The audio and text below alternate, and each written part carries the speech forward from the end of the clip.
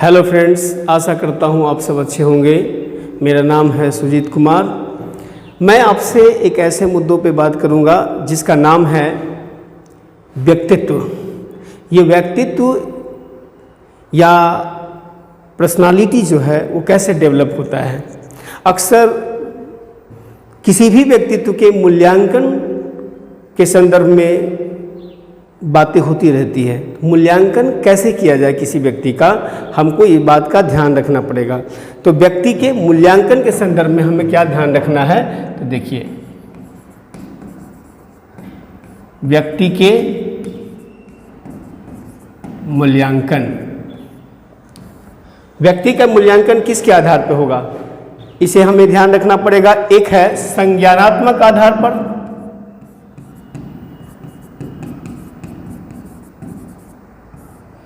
संज्ञानात्मक आधार पर, संवेगिक आधार पर,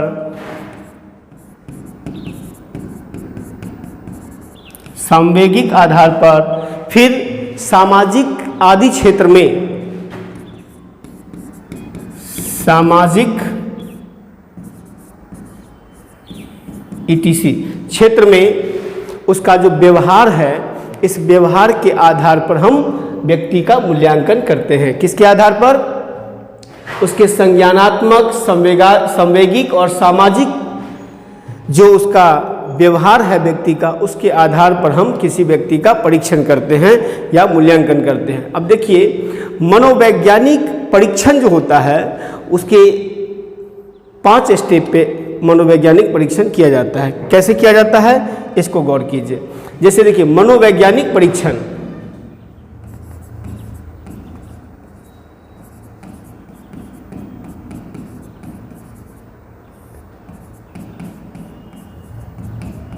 मनोवैज्ञानिक परीक्षण, मनोवैज्ञानिक परीक्षण के आधार देखिए यहाँ पे। अब पहला क्या है, बुद्धि। बुद्धि पहला है बुद्धि। बुद्धि का हम लोग पहले स्टडी करते हैं, उसके बारे में जानने का प्रयास करते हैं। इसके बाद है अभिक्षमता।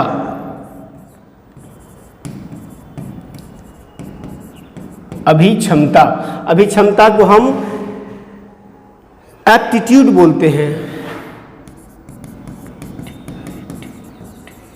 एप्टीट्यूड बोलते हैं, और बुद्धि को हम इंटेलिजेंस बोलते हैं। क्लियर है। इसके बाद हम लोग किस पे काम करते हैं, अभिरुचि के संदर्भ में। अभिरुचि, अभिरुचि क्या है, इंटरेस्ट। इंटरेस्ट, इंटरेस्ट कैसा है व्यक्ति का। इसके बाद जो हम लोग जिस सेगमेंट पे फोकस करते हैं वो है व्यक्तित्व। व्यक्तित्व कैसा है व्यक्ति का, व्यक्तित्व। और व्यक्तित्व के बाद क्या होता है, उसका जो वैल्यू है, मूल्य है, उसके बारे में हम लोग चर्चा करते हैं। मूल्य के बारे में,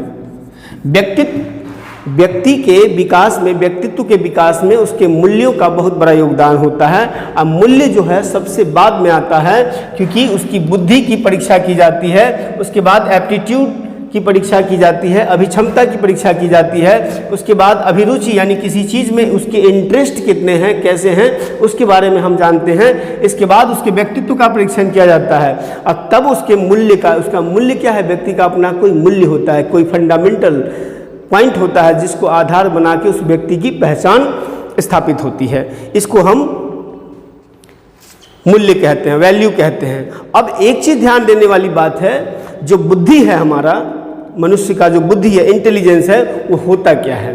इसको कभी समझा आपने कि बुद्धि होता क्या है, इंटेलिजेंस क्या है, बुद्धि क्या है। बुद्धि जो है, इसको गौर से देखिए, बुद्धि क्या है, पर्यावरण को समझने, सविवेक चिंतन करने तथा किसी चुनौती के सामने होने वाले, जो किसी चुनौती के सामने होने पर, यानी कि पर्यावरण को समझने, सविवेक से चिंतन करने, और किसी चुनौती के सामने होने पर, किसी चुनौती के सामने होने पर उपलब्ध संसाधनों का प्रभावी ढंग से उपयोग करना ही इंटेलिजेंस है। बात समझ में आया। उपयोग उसका प्रभावी ढंग से उपयोग करना इंटेलिजेंस कहलाता है। बुद्धि परीक्षण से व्यक्ति की व्यापक सामान्य संज्ञानात्मक क्षमता तथा विद्यालयी क्षमता के बारे में हमें जानकारी मिलती है। अब देखिए, बुद्धि जो है, कभी कभी ऐसा आता है कि कम बुद्धि वाला लोग, कम बुद्धि वाला लोग जो है, इसके संदर्भ में दो कॉन्सेप्ट आते हैं। जनरली लोग कहता है कि कम बुद्धि का है या मंद बुद्ध है, तो एक चीज ध्यान रखिएगा, don't underestimate the power of common man. किसी को भी अपने से हल्के में आंकने की जरूरत नहीं है और ना ही आप हिमाकत कीजिएगा। किसी शायर ने बड़ा अच्छा कहा है कि अगर आप किसी को अपने से नीच देख रहे हैं, या तो दूर से देख रहे हैं या फिर गुरूर से देख रहे हैं। अगर दूर से देख रहे हैं तो उस व्यक्ति के करीब जाने का प्रयास कीजिए। अगर गुरूर से देख रहे हैं तो अपने आँखों के ऊपर से घमंड रूपी चश्मा को हटाइए, तभी आप किसी व्यक्ति की पहचान कर पाएंगे। अब यहाँ पर जब किसी को हम कहते हैं कि ये मंद बुद्ध है, तो मंद बुद्धि का संदर्भ दो कंसेप्ट में आता है। देखिए, ये दो कंसेप्ट कौन सा है? एक है विद्यालय शिक्षा के संदर्भ में, विद्यालय की शिक्षा के संदर्भ में आता है।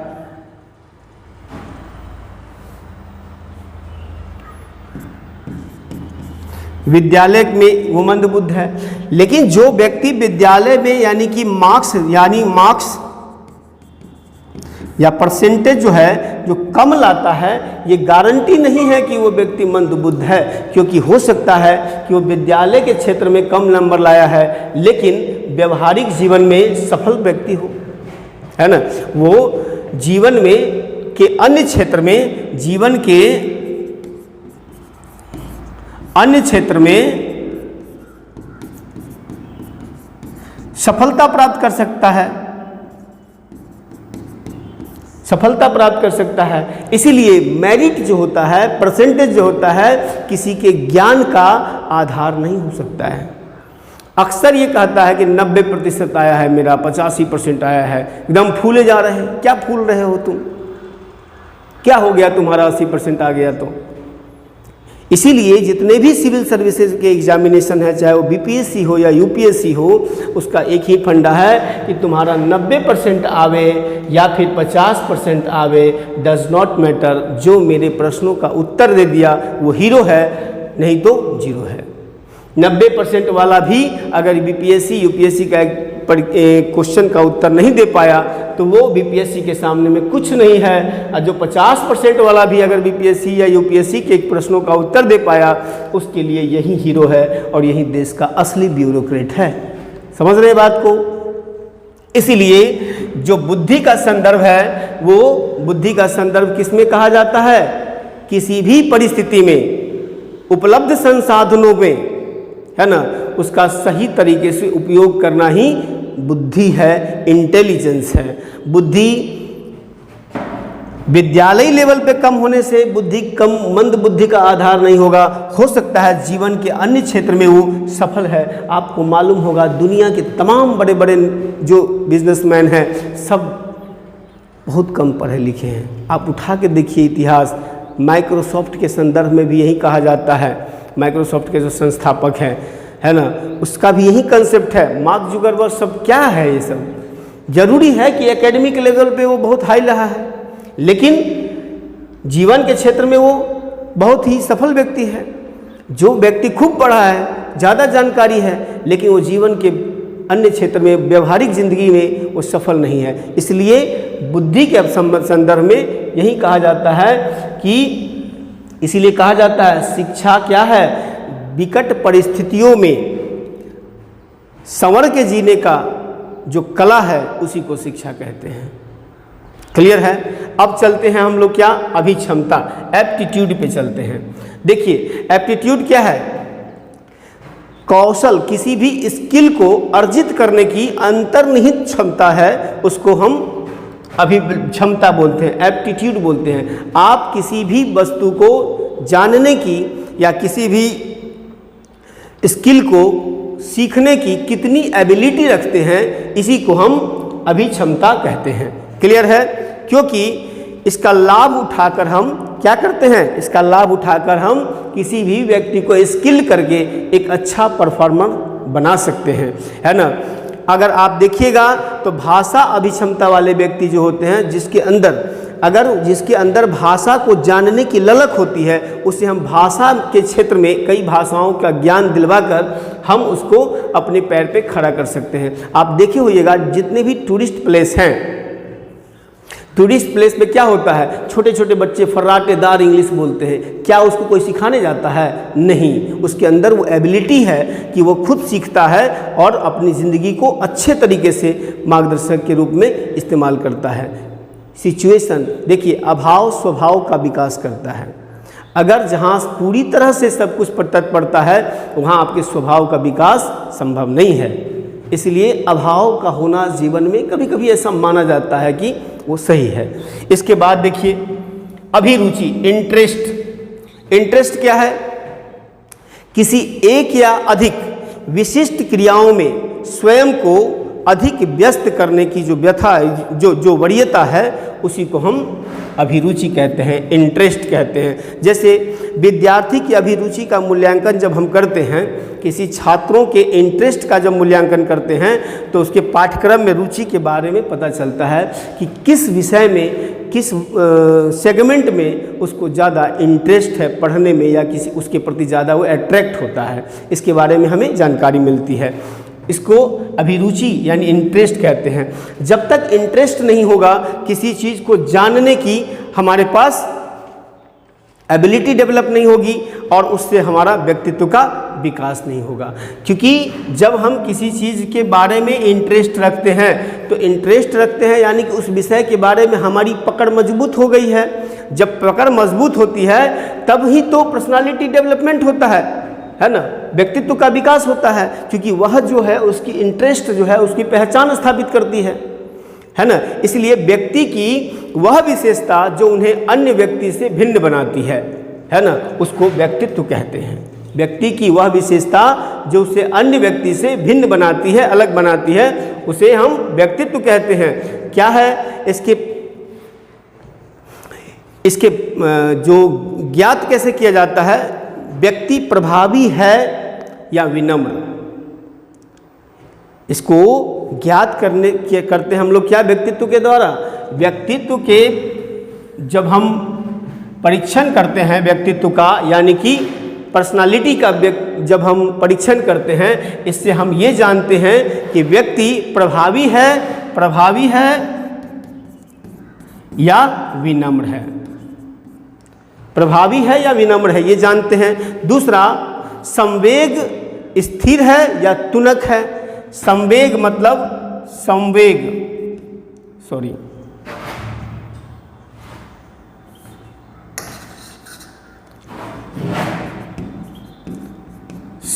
जो है उसका स्थिर है या तुनक। स्थिर संवेग मतलब किसी चीज़ को, कोई बात अगर कोई कहता है तो किसी चीज़ को स्थिर से सुनना, आराम से सुनना, उस पर तुरंत रिएक्ट नहीं करना, है ना। वो कैसा है? उसका संवेग स्थिर है यानी आराम से सुनता है, या किसी बात में तुरंत एकदम आग बबूला हो जाता है। ये तुनक प्रवृत्ति कहते हैं मनुष्य की, है ना। ये व्यक्तित्व को जानने की एक विधा है, एक तरीका है ना। व्यक्तित्व व्यवहार की व्याख्या करने में सहायक होता है। कोई भी व्यक्ति का व्यवहार कैसा है वह उसके व्यक्तित्व के परीक्षण से पता चलता है, ऐसे थोड़ी ना पता चलेगा। जब तक आप उसके व्यक्तित्व का परीक्षण नहीं करेंगे, पर्सनालिटी को नहीं जानेंगे। मोदी जी को देखिए, उसकी अपनी पर्सनालिटी है, उनका जो पर्सनालिटी है वह कमाल का है।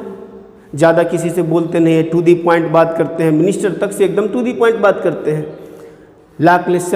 लैकलेस्चर एटीट्यूड अपनाना उनका रवैया नहीं, उनकी पर्सनालिटी है कि ढीला ढाला नहीं, जो बात है भाई करना है तो करना है। अब पाकिस्तान पे बम गिराना था, एयर स्ट्राइक करना था, वो आए चुपचाप मीटिंग किए, किसी को बोले? किसी को नहीं बोले। उनको करना था इसलिए वो बोले नहीं।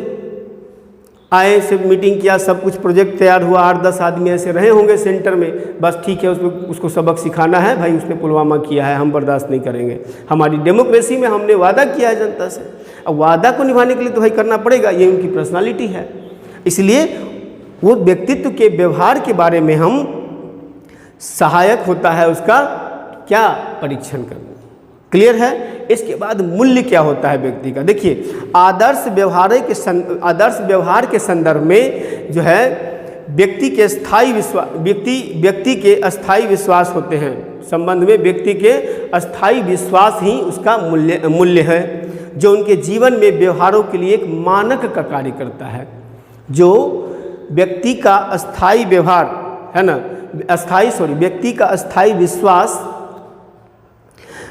उनके जीवन में व्यवहार के लिए क्या है, एक मानक है, एक स्टैंडर्ड का काम करता है, वही उसका मूल्य है। मूल्य द्वारा ही दूसरे के व्यवहारों का परीक्षण किया जा सकता है। अब बताइए कि नैतिक मूल्य जिसको कहते हैं आप, तो नैतिक मूल्य का मतलब क्या हो गया कि किसी भी चीज़ को मानवता के नज़रिए से देखना है ना, और ये नैतिकता के नज़रिए से देखना कि किसी के प्रति क्रोध, गुस्सा या किसी को प्रताड़ना की जो दृष्टि है वो किसी व्यक्ति के मूल्य में अगर है तो व्यक्ति की अभिलक्षण से दूर चला जाता है।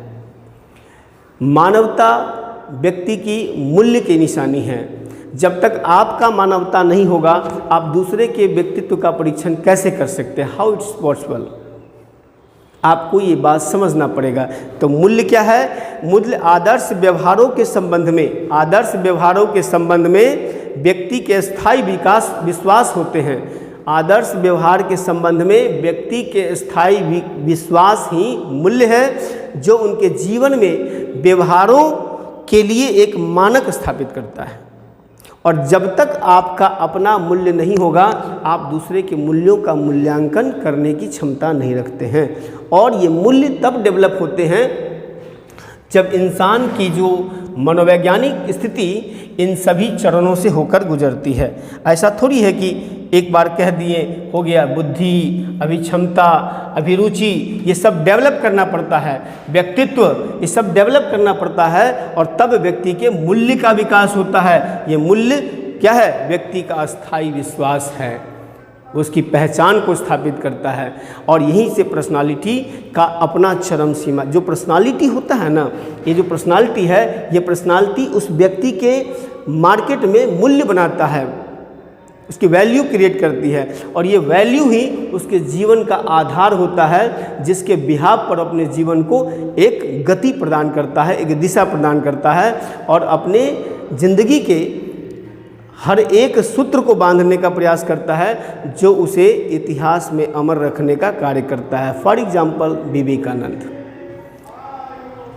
ठीक है, for example Gandhi, for example सती प्रथा को समाप्त करने में मदद करने वाले, आपको मालूम है, बहुत बड़े महान व्यक्ति रहे हैं जिनका नाम है राजा राम मोहन राय। आपको पता है ईश्वर चंद्र विद्यासागर। आप तमाम ऐसे हस्तियाँ हैं जिनके अंदर अपने मूल्य थे। इन मूल्यों का विकास उनके व्यक्तित्व के विनम्र स्वभाव में और स्थिर प्रवृत्ति के कारण विकसित हुआ है, तुनक मिजाजी प्रवृत्ति के कारण कतई नहीं। तो मैं ऐसे ही मुद्दों पे आपसे फिर बात करेंगे।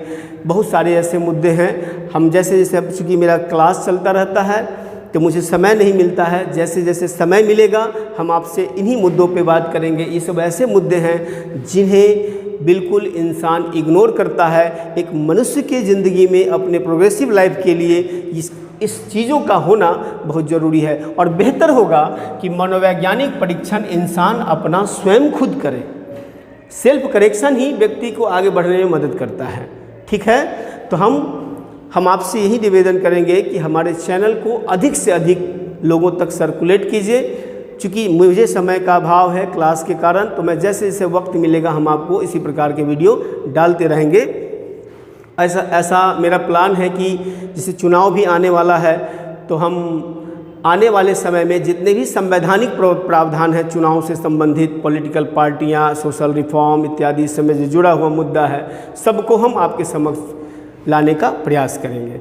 ठीक है, तो लेकिन हमें हमारे चैनल को अधिक से अधिक प्रयास कीजिए थोड़ा सा आगे बढ़ाने का। शेयर सब्सक्राइब करिए, जितने ज़्यादा आपका समर्थन मिलेगा मेरा हौसला भी उतना ज़्यादा बढ़ेगा। धन्यवाद, जय हिंद।